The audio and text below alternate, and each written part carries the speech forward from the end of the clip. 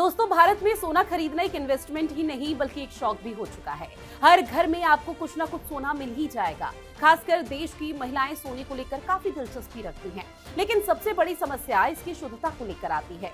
अब हम बाजार में सोना खरीदने जाते हैं तो हमें पता ही नहीं होता कि नकली है या फिर असली सोने में कैसे फर्क करें। इतना ही नहीं, कई बार हॉलमार्क के नाम पर भी आभूषण के दुकानदार हमें बेवकूफ बना देते हैं और हमारे साथ फ्रॉड कर देते हैं। अब ऐसे में सवाल ये आता है कि हॉलमार्क वाले फ्रॉड से बचा कैसे जाए।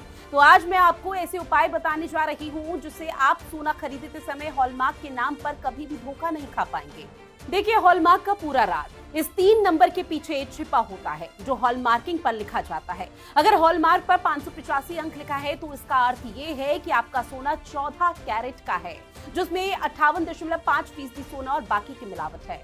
अगर 750 लिखा है तो वो 18 कैरेट का है, यानी कि 75.0% सोना और 25% अन्य धातु। अगर हॉलमार्क पर 916 लिखा हुआ पाया जाता है तो इसका अर्थ ये है कि आपका सोना 22 कैरेट शुद्ध है, यानी इसमें 91.6% सोना है। आमतौर पर बाजारों में आभूषण 22 कैरेट के ही बनाए जाते हैं क्योंकि इसको सबसे शुद्ध सोना माना जाता है। इसके अलावा अगर हॉलमार्क पर 999 लिखा हो तो इसका अर्थ ये है कि आपका सोना 24 कैरेट शुद्ध है। 24 कैरेट सोना आभूषण बनाने में इस्तेमाल नहीं होता, इसका इस्तेमाल आमतौर पर सोने के बिस्किट बनाने में किया जाता है। अब अगर आप कभी बाजार में सोना खरीदने जाएं तो इन नंबरों को जरूर याद रख लें, और इसके बाद भी अगर दुकानदार आपके साथ फ्रॉड करने की कोशिश करे तो नजदीकी पुलिस स्टेशन में इसकी शिकायत भी आप कर सकते हैं और अपने आप को और दूसरों को इस तरह के फ्रॉड से बचा सकते हैं।